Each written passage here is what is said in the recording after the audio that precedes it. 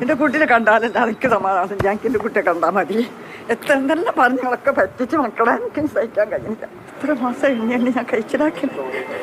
എൻ്റെ അമ്മ വരെ നിർത്തി തന്നെ എനിക്ക് മരിക്കോളം നിർത്തി തരത്തോളം പോയി. എല്ലാവർക്കും ബലിപെരുന്നാൾ ആശംസകൾ. സന്തോഷത്തിന്റെ ദിനാണെന്ന്. കാരണം ഈ ഉമ്മാന്റെ കണ്ണുനീര് കണ്ടിട്ടാണ് 34 കോടി രൂപ മലയാളികൾ എല്ലാവരും ഒന്നടങ്കം ഒരുമിച്ച് നിന്നുകൊണ്ട് സ്വരൂപിച്ചത് എന്നുള്ളതാണ്. ഇന്ന് റഹീം കരിപ്പൂർ വിമാനത്താവളത്തിൽ ഇറങ്ങി. അതെ, ഇന്ന് ബലിപെരുന്നാൾ ആഘോഷിക്കാൻ ഉമ്മാന്റെ കൂടെ ഇന്ന് റഹീം ഉണ്ട് എന്നുള്ളതാണ്. വളരെ വലിയൊരു നേട്ടം തന്നെയാണ് ഇത് എന്നുള്ളതാണ്. ആ ഉമ്മാക്ക് ജീവിതത്തിൽ ലഭിക്കാൻ കഴിയുന്നതിൽ ഏറ്റവും വലിയ ഒരു സന്തോഷം വേറെ ഒന്നുമില്ല. അതിന്റെ അപ്പുറത്തേക്ക് എന്തുണ്ട് അല്ലെ? ആ ഉമ്മ ജീവിതത്തിൽ ഓരോ നിമിഷവും നീറിയാണ് ജീവിച്ചത്. 20 വർഷത്തോളം തന്റെ മകനെ കാണാതെ സംസാരിക്കാൻ പോലും കഴിയാതെ വീർപ്പ് മുട്ടി നിന്ന ഒരവസ്ഥ നമുക്കതൊന്നും ചിന്തിക്കാൻ പോലും കഴിയില്ല എന്നുള്ളതാണ്. ഒരുപാട് ആളുകളുടെ, ഈ വീഡിയോ കാണുന്ന ആളുകളുടെ പോലും ഒരു ഷെയറോ ഒരു ലൈക്കോ ഒരു കമന്റോ കൊണ്ട് റഹീമിന് വേണ്ടി 34 കോടി രൂപ ഉണ്ടാക്കുന്നതിൽ വലിയ പങ്ക് വഹിക്കാൻ കഴിഞ്ഞ ആളുകളാന്നുള്ളതാണ്. ഇങ്ങനെയാണ് മലയാളികൾ. ഇതാണ് റിയൽ കേരള സ്റ്റോറി എന്ന് പറയേണ്ടി വരും. ഒരു കയ്യബദ്ധത്തില് ഒരു പയ്യൻ മരണപ്പെട്ടു പോകുന്നു. അദ്ദേഹത്തിന്റെ ലൈഫ് പൂർണ്ണമായിട്ടും കാരാഗ്രഹത്തിലേക്ക് അടയ്ക്കപ്പെടുന്നു. ഇനിയൊരു മടക്കയാത്ര ഇല്ല എന്ന് ഉറപ്പിക്കുന്നു. ആ ഒരു നിമിഷത്തിൽ ഈ ഉമ്മയുടെ കണ്ണുനീര് കണ്ടുകൊണ്ട് മലയാളികൾ ഒന്നടങ്കം എല്ലാവരും ഒരുമിച്ച് നിന്നുകൊണ്ട് ആ ഉമ്മാക്ക് ആ മകനെ തിരിച്ചു നൽകി എന്നുള്ളതാണ്. ആ വാർത്തയുടെ കുറച്ച് ഭാഗങ്ങൾ കാണണം. എല്ലാവരും നിസ്കാരവും കാര്യങ്ങളൊക്കെ കഴിഞ്ഞ് വന്നിട്ടുണ്ടാവും. റഹീമിന് വേണ്ടി പ്രാർത്ഥിച്ച ഒരുപാട് ആളുകൾ ഉണ്ടാവും. അതേപോലെ തന്നെ റഹീമിന് വേണ്ടിയിട്ട് ദുആ ചെയ്തവരുണ്ടാവും, പ്രാർത്ഥിച്ചവരുണ്ടാവും. ഒരുപാട് ആളുകൾ ഉണ്ടാവും. അവർക്ക് എല്ലാവർക്കും ഒരു സന്തോഷം തന്നെയാണ് ഇന്ന് എന്നുള്ളതാണ്. നമുക്ക് ആ വാർത്തയിലേക്ക് കിടക്കാം. അബ്ദുൾ റഹീം ഇന്ന് നാട്ടിലേക്ക് തിരിക്കുമെന്നുള്ള പ്രധാനപ്പെട്ട ഒരു വിവരം നമുക്ക് മുന്നിലേക്ക് വരികയാണ്. 20 വർഷക്കാലത്തെ ജയിൽവാസത്തിന് ശേഷമാണ് അബ്ദുൾ റഹീം മോചിതനാകുന്നത്. അപ്പോൾ ഇന്ന് തന്നെ നാട്ടിലേക്ക് തിരിക്കുമെന്നുള്ള വളരെ പ്രധാനപ്പെട്ട വിവരം വരുന്നുണ്ട്. സൗദി സമയം രാത്രി 11:55 റിയാദിൽ നിന്ന് കോഴിക്കോട്ടേക്ക് പുറപ്പെടുന്ന എയർ ഇന്ത്യ എക്സ്പ്രസിൽ രാവിലെ 7:35 കരിപ്പൂർ വിമാനത്താവളം ഇറങ്ങുന്നതായിരിക്കും. ജയിൽ ഉദ്യോഗസ്ഥരാണ് റഹീമിനെ എയർപോർട്ടിൽ എത്തിച്ച് ഇമിഗ്രേഷൻ ഉൾപ്പെടെയുള്ള നടപടിക്രമങ്ങൾ പൂർത്തിയാക്കിയത്. റഹീമിന്റെ പവർ ഓഫ് അറ്റോർണി സിദ്ദീഖ് തുവൂരും കുടുംബവും റഹീമിനൊപ്പം കോഴിക്കോട്ടേക്ക് യാത്ര ചെയ്യുന്നുണ്ട് എന്നും സഹായ സമിതി അവരുടെ വാർത്താക്കുറിപ്പിൽ അറിയിച്ചിരിക്കുകയാണ്. അപ്പോൾ രാവിലെയോടുകൂടി തന്നെ 7:35 കരിപ്പൂർ വിമാനത്താവളത്തിൽ എത്തുന്നതായിരിക്കും. അങ്ങനെ കോടമ്പുഴയിലെ സ്വന്തം നാട്ടിലേക്ക് അബ്ദുൾ റഹീം തിരികെ എത്തുകയാണ്. കഴിഞ്ഞ 20 വർഷക്കാലത്തോളം അവിടെ ശിക്ഷ അനുഭവിക്കുകയായിരുന്നു. അതിൽ മലയാളികൾ ഒത്തൊരുമിച്ചുകൊണ്ട് എങ്ങനെയാണ് പുറത്തേക്ക് എത്തിക്കാൻ വേണ്ടിയിട്ട് അല്ലെങ്കിൽ മോചിതനാക്കാൻ വേണ്ടിയിട്ട് ഇടപെട്ടത് തുടങ്ങിയ കാര്യങ്ങളെല്ലാം തന്നെ നമ്മൾ കണ്ടതാണ്. അതിനോട് ചേർന്ന് നിന്നതാണ്. അപ്പോൾ ഈ ഒരു കാലതാമസം അതിനുശേഷം റഹീം സ്വന്തം നാട്ടിലേക്ക് എത്തുന്നു എന്നുള്ള സുപ്രധാന വിവരമാണ് ഈ നിമിഷം പുറത്തു വരുന്നത്. സന്തോഷം, ഭയങ്കര സന്തോഷമുണ്ട്. ഒരുപാട് കാര്യങ്ങൾ റഹീം മോചനവുമായി ബന്ധപ്പെട്ടുകൊണ്ട് നമുക്ക് അറിയാം. ഒരുപാട് എവിഡൻസുകൾ നമ്മൾ കളക്ട് ചെയ്ത് വെച്ചിട്ടുണ്ട്. അതൊക്കെ ഏതാണെന്നൊക്കെ റഹീം നാട്ടിൽ വന്നതിന് ശേഷം സംസാരിക്കുമ്പോൾ നമുക്ക് ഓരോന്നായിട്ട് പുറത്തു വിടേണ്ടതായിട്ടുണ്ട്. തീർച്ചയായും നമ്മൾ റഹീമിനെ രക്ഷിക്കാൻ വേണ്ടിയിട്ട് എല്ലാവരും ഒരുമിച്ച് നിന്നിട്ടുണ്ട്.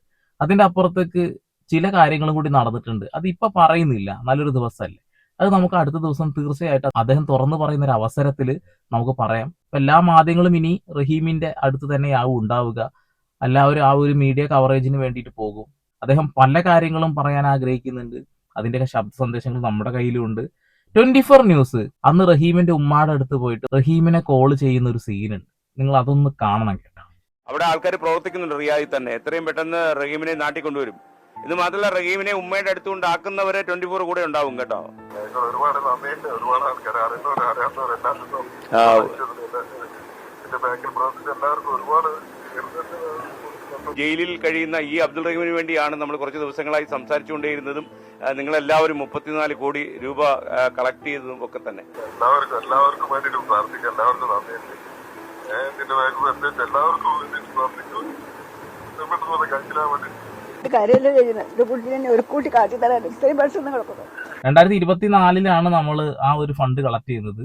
അതേ സമയത്ത് തന്നെ ആ ഫണ്ട് കൊടുത്തിട്ടുണ്ടായിരുന്നു. എത്ര രൂപയാണ് പിരിച്ചതെന്നൊക്കെ വലിയ സംശയങ്ങളാണ്. 34 കോടിക്ക് 47 കോടി രൂപയോളം പിരിച്ചു. അതിന് എന്താക്കും ഇതാക്കും എന്നൊക്കെ പറഞ്ഞിട്ട് ഇവിടെ കുറെ കുത്തിത്തിരിപ്പ് നമ്മളെല്ലാവരും കേട്ടിട്ടുണ്ടാവും. പക്ഷെ എന്താണ് ആ പണത്തിന് സംഭവിച്ചെന്ന് അറിയണ്ടേ? നമുക്ക് ഒന്നറിയാം. ഇത്രയും 35 കോടിയോളം രൂപയാണ്, 15 മില്യൺ റിയാലിന് തുല്യമായ തുകയാണ് നമ്മൾ ഇന്ത്യൻ എംബസി വഴി വളരെ ഒഫീഷ്യലായി അവിടെ സൗദി കുടുംബത്തിന് കോടതി വഴി കൈമാറിയത്. അത് പ്രൈവറ്റ് റൈറ്റ്സിലായിരുന്നു. ഇപ്പോൾ പബ്ലിക് റൈറ്റ്സിൻ്റെ ഭാഗമായിട്ടാണ് 20 വർഷത്തെ ശിക്ഷ കാലാവധി ഉണ്ടായത്. അതാണ് കഴിഞ്ഞ ജൂലൈ 3 പൂർത്തിയായതും പിന്നീട് നമ്മൾ ജയിൽ മോചനത്തിലുള്ള നടപടികൾ ആരംഭിച്ചത്. ഫണ്ട് കൃത്യമായിട്ട് ഇന്ത്യൻ എംബസി മുഖാന്തരം അവർക്ക് കൈമാറിയിട്ടുണ്ട്. എന്നാൽ 34 കോടി രൂപയല്ല പിരിച്ചു കിട്ടിയിട്ടുള്ളത്. വേണമെന്നുണ്ടെങ്കിൽ നമുക്ക് ഇതിന്റെ ഒരു നാൾ വഴിയിലൂടെ ഒന്ന് സഞ്ചരിക്കാം. അത് കൃത്യമായി ഇദ്ദേഹം പറയുന്നുണ്ട്. ഇദ്ദേഹം റഹീം മോചന സമിതിയുടെ ഒരു അംഗമായിരുന്നു എന്നുള്ളതാണ്. നമുക്കതൊന്ന് കേട്ട് നോക്കാം കേട്ടോ. 2024 നമ്മൾ പിന്നെ ഫണ്ട് റൈസിംഗ് തുടങ്ങുന്നത്. അന്നത്തെ റമദാൻ മാസത്തിൽ അതിൻ്റെ അവസാന ഘട്ടത്തിൽ മുഴുവൻ ഇവിടെ എല്ലാ പിന്നെ മതപണ്ഡിതന്മാരും ഇതിനുള്ള അപേക്ഷ പൊതുസമൂഹത്തിന് മുന്നിൽ വെക്കുകയും ബഹുമാന്യനായ പാണക്കാട് സയ്യിദ് സാദിഖ് അലി ശിഹാബ് തങ്ങൾ, ഇന്നത്തെ വ്യവസായ മന്ത്രി പി.കെ. കുഞ്ഞാലിക്കുട്ടി സാഹിബ് ഉൾപ്പെടെയുള്ള ഉന്നതരായ എല്ലാ രാഷ്ട്രീയ വ്യക്തിത്വങ്ങളും, ഒപ്പം തന്നെ നാട്ടിലെ ട്രസ്റ്റ് കമ്മിറ്റി, പ്രാദേശിക കമ്മിറ്റി, റഹീമിൻ്റെ കുടുംബം, റഹീമിൻ്റെ ഉമ്മയുടെ കണ്ണീരിനാണ് സത്യത്തിൽ പൊതുസമൂഹം വില നൽകിയത്. ആ കണ്ണീരിനെ കൃത്യമായ രീതിയിൽ നമ്മൾ ഉദ്ദേശിച്ച സമയത്ത് കഴിഞ്ഞ 2024 ഏപ്രിൽ 15 നമ്മൾ ഈ ഫണ്ട് അവർക്ക് കൈമാറണം, ഈ 15 മില്യൺ റിയാൽ. പക്ഷേ നമുക്ക് ഏകദേശം ഒരു പിന്നെ ഏപ്രിൽ 1 വരെ ഒക്കെ തന്നെ നമുക്ക് നമ്മുടെ കയ്യിൽ അത്ര നമ്മൾ ഉദ്ദേശിച്ച രീതിയിലൊന്നും ഫണ്ട് മുന്നോട്ട് പോയിരുന്നില്ല. ആ സമയത്താണ് നമ്മുടെ ബോബി ചെമ്മണ്ണൂരും ഇതിൻ്റെ പ്രചരണവുമായി തിരുവനന്തപുരത്ത് നിന്ന് അദ്ദേഹം ഒരു യാത്ര നടത്താറുണ്ട്. അത് അദ്ദേഹം അവിടെ വെച്ച് അവസാനിപ്പിച്ചെങ്കിലും ആ ഒരു പ്രചരണത്തിൻ്റെ പിന്നെ ഓളങ്ങളും നമ്മുടെ ഈ ഒരു മുന്നേറ്റത്തിന് നമുക്ക് ഫണ്ട് റൈസിങ്ങിന് നന്നായി കാരണമായി. അത് നമ്മൾ ഉദ്ദേശിച്ച രീതിയിൽ തന്നെ. പക്ഷേ നമ്മൾ ഉദ്ദേശിച്ച 35 കോടിയാണെങ്കിൽ നമുക്ക് ആ ട്രസ്റ്റ് കമ്മിറ്റിയിലേക്ക് ലഭിച്ചത് 47 കോടിയോളം രൂപ അതിലേക്ക് ലോക മലയാളി സമൂഹം നൽകി. ഇത്രയും ഒരു വലിയൊരു ജീവകാരുണ്യ പ്രവർത്തനം പക്ഷേ ചരിത്രത്തിൽ ഇന്നേവരെ കേരളത്തിൽ നടന്നിട്ടുണ്ടോ എന്നറിയില്ല. ഒരു റിയൽ സ്റ്റോറി എന്നുള്ള നിലയ്ക്ക് ലോക മലയാളികൾ കൈകോർത്ത ഇത്രയും വലിയൊരു സംഭവത്തിന് അതിൻ്റെ പിന്നിൽ ഒരു അണിയറ പ്രവർത്തനങ്ങളിൽ ഒരാളാകാൻ സാധിച്ചത് അതിയായ സന്തോഷം. ഈ വീഡിയോന്റെ അടിയിൽ വന്ന ഒരു കമന്റ് ഉണ്ട്, അത് പറയാതിരിക്കാൻ കഴിയില്ല എന്നുള്ളതാണ്.